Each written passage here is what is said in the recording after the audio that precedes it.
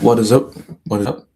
Let's give this a while. My eyes will be moving. For those of you who have access to this video after it has been recorded, my eyes will be moving, you know, to and fro. Don't get perturbed by that because I have to pay attention to a whole lot of things as I move. Plus, I do have some points that I also have to be expanding on as I move on. So with that said, yeah, with that said, I go. So thank you once again for being on here. Um, if you come across this recording, especially for those of you on YouTube, um, you can always have a look at whatever I've been posting so far, the kind of catalog that I have created ever since. And believe you me, there's a lot you're going to know or you'll be interested to know as you dive deep. The content on there aren't entertainment based though, but as the world is moving to more insight driven content, trust me, everything on there on my page is evergreen. It'll work even in the next millennium to come, and I know this very well. So without further ado, let me just move on. So today's session, if you've been following, today's session is about the evaluator's lens. That is how to win trust whenever you are in contract or whenever you want to win contract, government contract. Now, winning government contract isn't just about being the lowest bidder. Um, Evaluators are looking for trust, compliance, as well as clarity. And so today, I will take you inside the evaluator's lens. That is how bids or tenders are scored and how CISL stands out by guaranteeing governance and transparency. Transparency is very, very important. My name is Richard Abra, and I am the director of CISL. We are a compliance first prime contractor, and our mission is to deliver lean, transparent infrastructure solutions that strengthen institutional systems. It's kind of an interesting, interesting thing to do. So first, let's see how evaluators, that's government contract evaluators, score bids, your bids, by breaking into three deep dives. First, compliance first. Now, um, evaluators check mandatory requirement first. Talk about safety protocols, clearances, and etc. Here, if you fail, price doesn't matter. You are disqualified. CISL's governance guarantees evaluators see compliance commitment upfront. Second is clarity and transparency.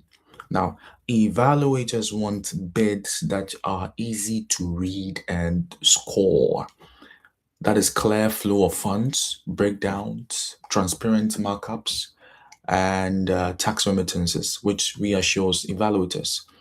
Now, CISL's narrative is evaluator friendly. That is no hidden margins, no confusion. I'll answer your questions later. Third, value beyond price. That is evaluators balance cost with risk. That is a slightly higher price with strong compliance stewardship often wins over a cheaper but risky bid. That's fact. CISL positions itself as a risk absorbing vendor, partner, not just any vendor. I beg your pardon. Now, let's see CISL's differentiators, what makes us different. First, governance stewardship. Now, even without all active clearances yet, CISL guarantees compliance through governance, which is very important. Subcontractor coverage provides immediate assurance layered under CISL's commitment. Don't worry, your questions will be answered. I'll go through them. Next, risk absorption. Now, CISL takes responsibility for all contractual risk, performance guarantees, and compliance alignment. Evaluators see CISL as the shield between subcontractor delivery and institutional accountability. Accountability is very, very important. Whoever understands it wins in life. Now, third, evaluator friendly packaging. Now, CISL structures proposals with cinematic clarity. compliance sections, flow of funds tables, as well as governance commitment. Here, evaluators can score quickly and confidently because CISL makes their job easier. You are not the only one bidding, and so if you make their job easier, your probability of winning is higher. Now, to a case study, and here I'll use an evaluator trust in action scenario. Now, a subcontractor submits a direct bid, technically strong, technically sound, but limited in compliance framing. CISL submits a bid with the same subcontractor's expertise, but packaged with governance guarantees, commitment, and as well as transparent pricing. Here, automatically and definitely, evaluators will see CISL as the much more safer, much more credible choice. It's a no-brainer. The thing is, trust isn't built on price alone. It is built on clarity, compliance, as well as accountability. Here, I'd like to ask, if you ever bid on a contract, what part of the evaluator scoring process felt most challenging to you? If you have no answer to that, don't worry. I'd like for you to, if you do, I'd like for you to respond live or to the recording after it's been done. Now, evaluators don't just want bids, they want trust. So CISL wins trust by guaranteeing compliance, absorbing risk, and also presenting transparency. That is how we stand out even in crowded competitions and will continue to stand out. And so if you are a subcontractor, evaluator, or partner who values compliance first delivery, reach out because CISL is building alliances right now and we would love to connect. You can always reach me as I am the authorized representative of CISL. You can send me an email, ask questions. If you want to partner with us, fine, we'll take it from there. So let me go ahead and answer your questions.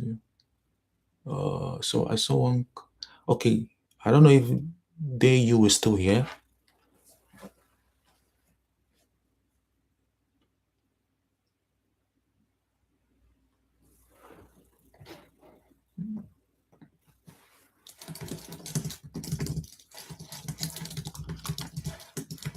Is you still here?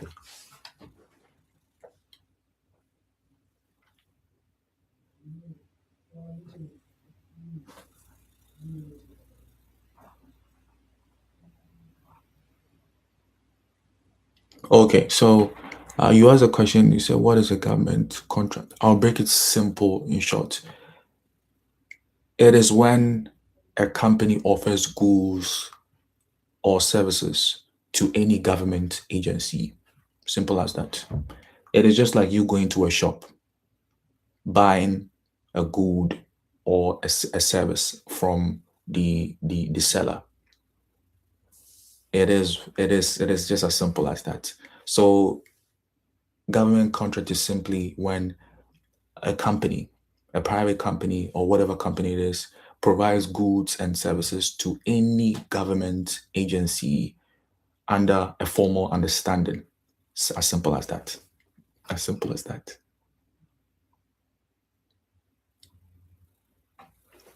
I hope that answered the question.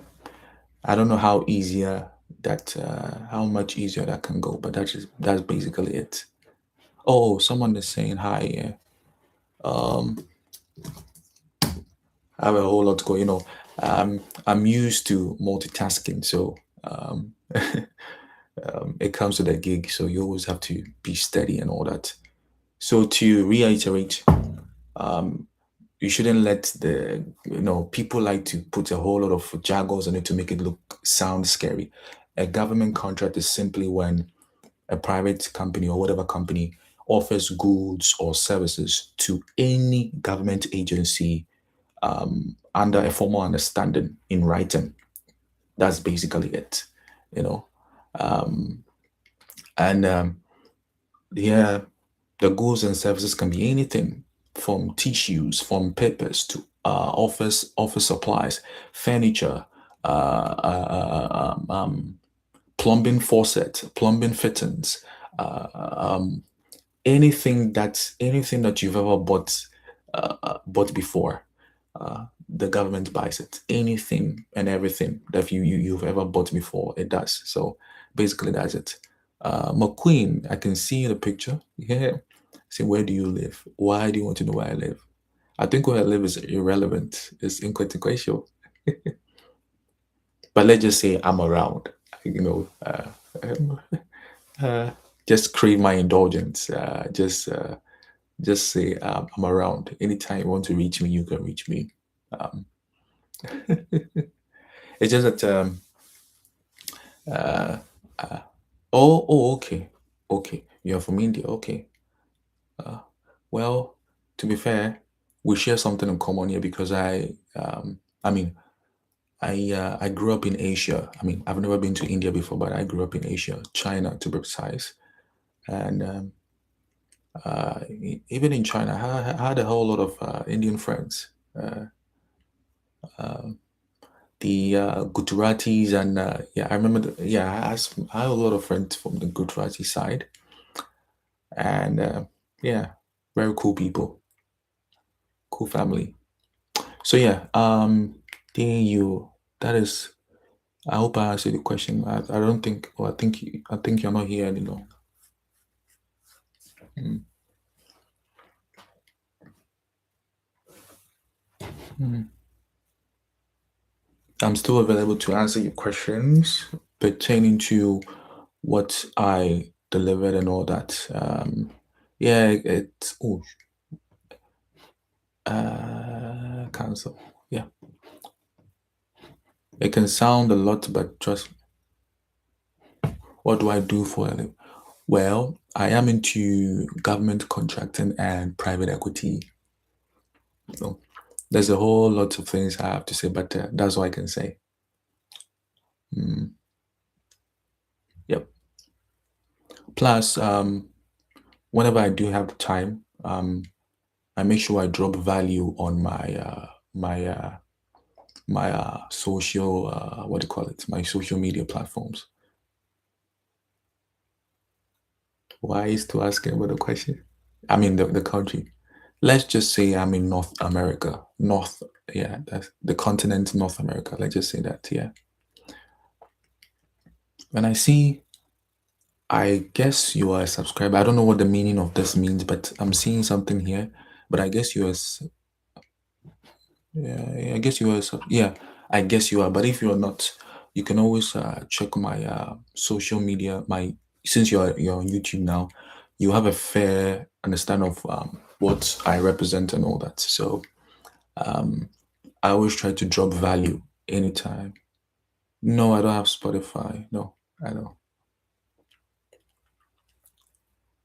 I don't have Spotify. Why do you ask? I think for me, the only reason I'll have Spotify is maybe if I have a podcast or something. But listening to music on Spotify, no. Mm. So yeah, I mean, if you look at my YouTube stuff, you know exactly what I deliver and all that. And yeah, um, and yeah, what do you call it? I wanted to say something. Oh, I've lost my rhythm. What did I want to say? Um, yeah, whatever I put on there isn't entertainment based, and so I mean, which is a good thing. The thing about you putting things that aren't entertainment based is it takes time for people to catch on. It will take time, but when people catch on, they catch on because now the world is moving away from the so-called entertainment stuff. People want insight. People want information. People want intellectualism, if that is a word. People want to be better. You know, happier, their finances and all that. You feel me? Um, eventually. So whatever I do, I thank you, Michael. Thank you so much. Thank you. Yeah, people are moving, especially. Oh, and since you mentioned India, I know I've had a lot of people reach out to me from India. I think the young, exuberant ones coming, you could see that they are hungry for information, how to better. They want to really better their lives. And albeit my mode of delivery isn't that typical tactical or thank you. I don't know what that means. Albeit my stuff, my content on here isn't that typical how to no. It is it is usually centered around capital, leadership, finance, business, investment, sovereignty, those kinds of things. So I dare say that albeit whatever I'm saying isn't new, how I am doing it is new because I am the one doing it, you know. Our fingerprints can never be the same, you know. Even if we come from the same womb, our fingerprints, can never be the same. So the sort of touch that I'm adding, I'm putting on things is what makes it new, not the information per se. And the thing about information is everywhere. Trust me, we are in a world abundant, information abundant. However, the people who should I say the people who are the conduits or the intermediaries to take that information and put their touch on it and to deliver it to people in a very digestible way is what the world is lacking. Yeah, that's what I wanted to say. So I make sure that everything I put on there is now I don't even make sure is as automatically what do I put on there I know is valuable and it will be evergreen for the next decade, the next 2, 3, 4, 5 decades, probably a millennium to come. So uh, thank you, Anne. Thank you so much. Um, you know, Sometimes it becomes very exciting when the strangers you come across are the ones who are rather pushing your stuff. Well, it is what it is. So yeah, um, I'm available. I've been on here quite longer than usual because usually I always come here with an agenda. And whenever that agenda or quota is being executed, I leave. But since people on here, since I'm just giving it the benefit of the doubt that people might want to ask questions pertaining to the topic that I have dropped on this very session and what I said or what I have delivered earlier on. So I will be in let's say in the next 1 minute or two availing or making myself available for you to throw questions, whatever questions you do have, and I'll do my best to answer the ones I can answer. However, albeit that remains constant, the questions I cannot answer, I just cannot answer. I'll tell you I cannot answer because sometimes I do not know, or sometimes I do know, but I cannot say. So whatever the case is, based on your question, if it rocks the boat of answering, I would definitely oblige. So yeah, I'll be here for a minute, two, three, probably, and answer any question anyone might have.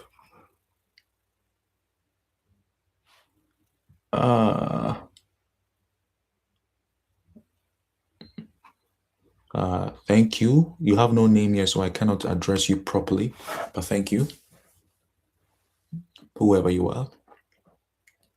Say, sometimes it's strange where when people come on here and they do share these sessions, I wonder where the sessions go to. You know, it's a very strange, strange world. I don't know whether it's going to heaven, it's going to purgatory, it's going to the depths of hell. I don't know. But whatever it is, I'm vehemently sure that wherever my stuff goes to, whoever sees it sees the value. That is, if you do have a third eye. Regardless, even if you don't, you will feel it in your bones. I'm very sure of everything I do because I am not a wishy-washy person. Mm-mm. I do not attract or even speak of negativity. I always talk about good stuff because why not? Anyway, I do. Oh, okay. Anyway, that was just me digressing. So back to the point. Um, Anyone who has a question, I'm available to answer. Um, I do these sessions, I keep up with it. Yeah, keep up with it. Consistency is the anthem, So I do, especially given the fact. Shane, how was it? Oh, my days was great. Yours, given the fact that whatever what I'm doing is it's very very difficult actually, But I mean, I think it's fun, so yeah, I end up just doing it. Um, you're welcome. You're welcome. Um,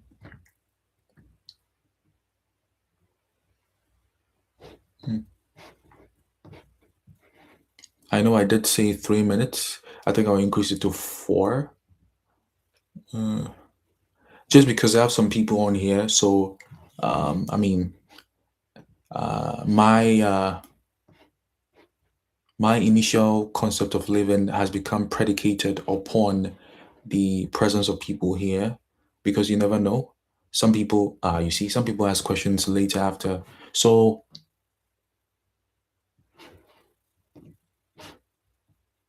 sorry, Shane. Say, what's the topic? What the topic? So today's topic was or is about government contracting. That is um, how to win trust in the eyes of anybody who evaluates your RFP. RFP stands for, perhaps RFP stands for request for proposal. That is whenever you are submitting a contract or you are responding to a government contract.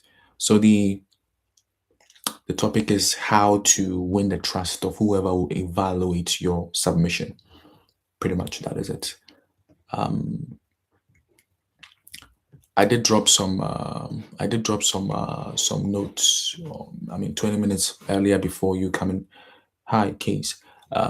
Earlier before you coming in. So um, perhaps maybe you catch me next time. You know, catch me next time because yeah. So at this very moment, at this juncture, I'm just here, hovering, um, hoping anybody has a question that he or she can ask. Then I'll do my best to answer. So yeah, I'm just hovering around, and I'll do my best to answer any question that anybody has. If the otherwise becomes um, becomes a fact, I will just have to leave and return later at a much more fitful hour. You know. So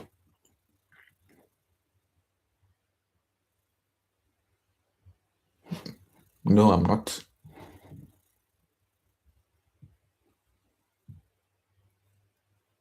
If I were, I wouldn't be showing my face. That's your answer there.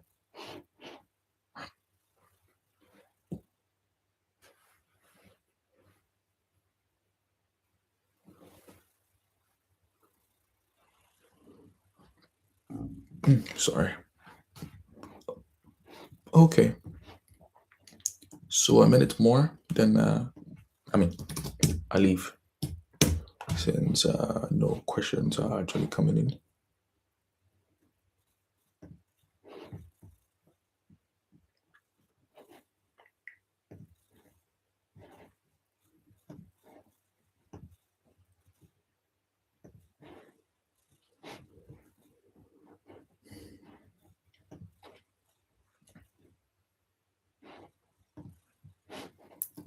Okay, I think the minute's up. So thank you guys so much for being on here, and I'm gonna catch you next time. With that, I say stay safe, and you can always reach out. You can always connect with me. Um, you can see the stuff I've been dropping day in day out, and you can always reach out, and we take it from there. So stay safe. Thank you so much.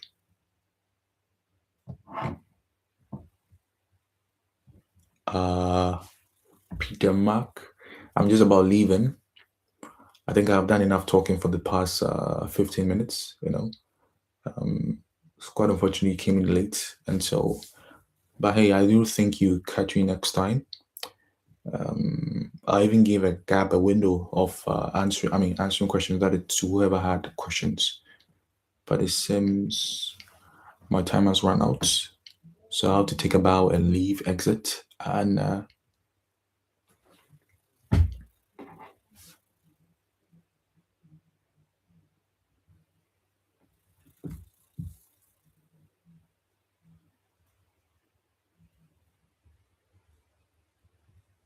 I'm hoping to know your reason why you are wanting me to stay. Um,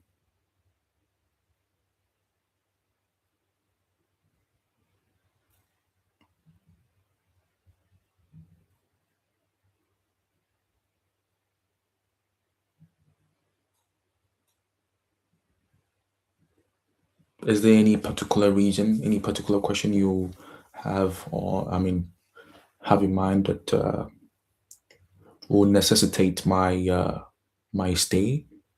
Um,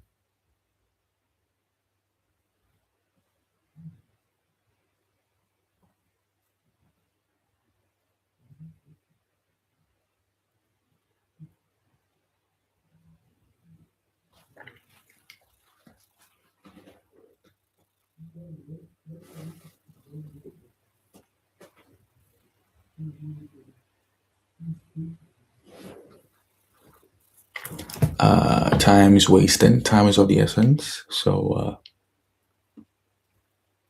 okay, 1 minute, and if nothing comes up, we leave. Mm, which is in a couple of seconds. More.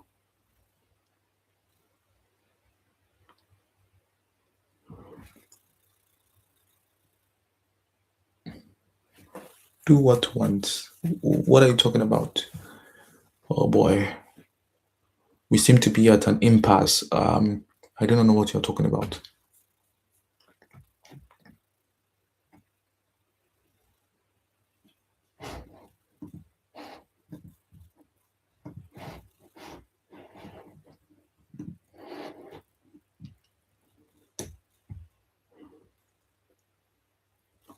I implore you to keep your responses a bit rapid because I want to know what you're talking about so that I can see if I can be of assistance.